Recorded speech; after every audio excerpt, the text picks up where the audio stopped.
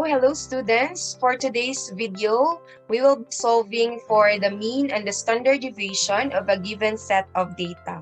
To solve for the mean and the standard deviation of the given set of data, you can use either a formula or a scientific calculator. So in this video, I'll teach you how to use your calculator to get the mean and standard deviation in a very efficient way.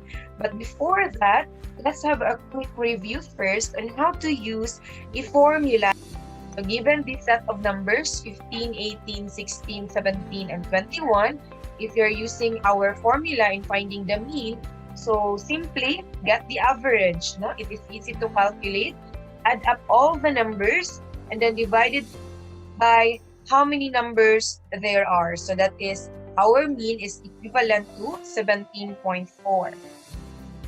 Now, to calculate the standard deviation of those numbers, first is, of course, you have to work out your mean.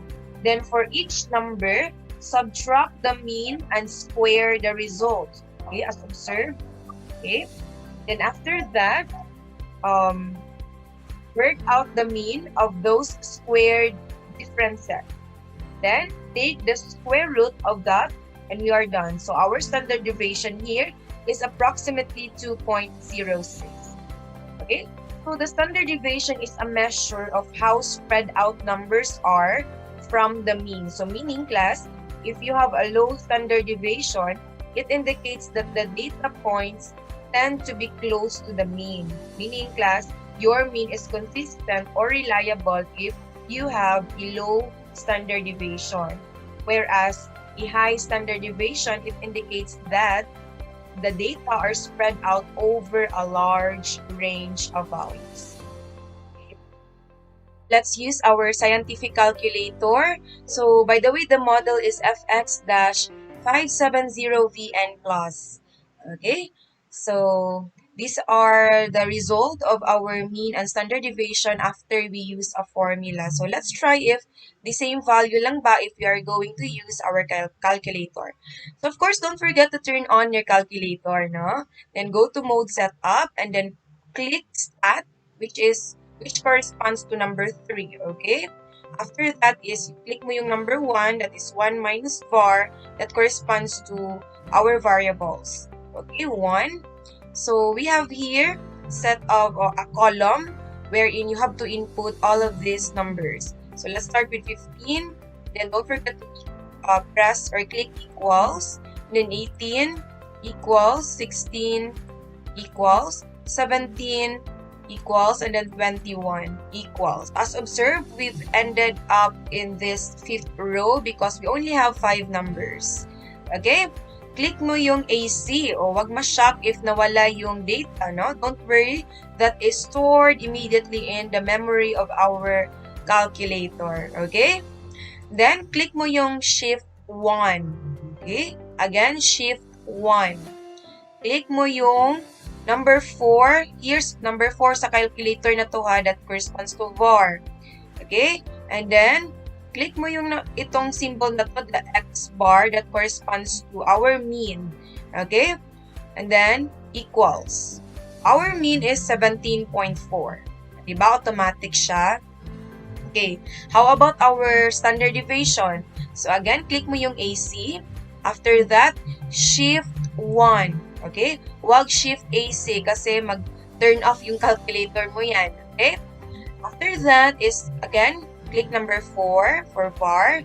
And then for our standard deviation, you just have to click this one, number 3, the symbol, the small letter sigma for population standard deviation. Okay? So, number 3. And then click equals.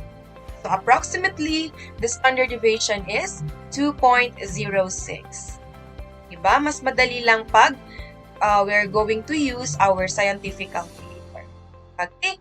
Now, let's have more examples. Okay, we have 3 examples here with its corresponding answers. So, we're hoping that we can get the same result as we perform or solve the mean and standard deviation using this scientific calculator.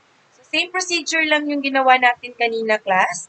Of course, turn on your calculator and then click mo yung or press mo yung mode setup.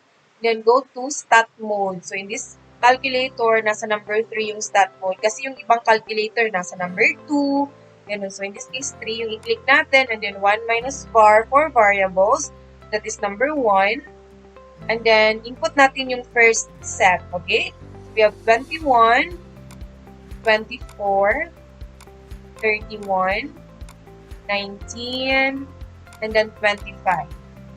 So again, click AC, shift 1, and then var, then ito yung sa mean, number 2. So yung mean dyan is 24. Okay, correct tayo. Okay. How about the standard deviation? The shift 1, and then var pa rin, and then number 3. So it's approximately 4.10. Okay, can you try the second and third set of data and then check if you arrive on these answers. Okay, so for our second and third set of data, I'll be showing you the procedure in finding or in calculating the mean and standard deviation. Okay, let's go.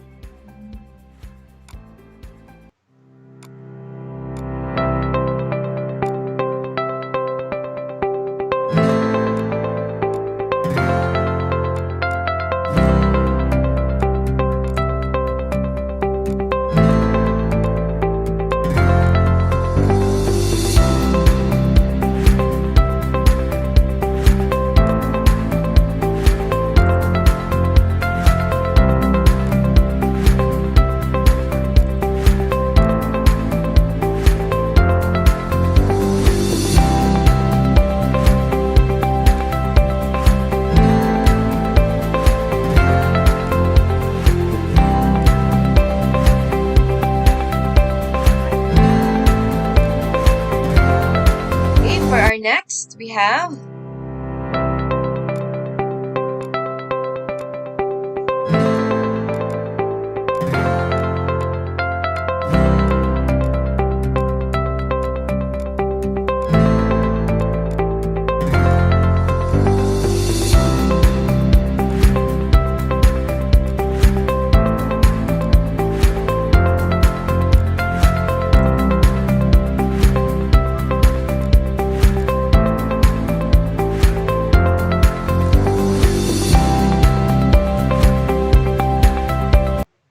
that's it for today. I hope you've learned something. Thank you for watching and see you in our next video.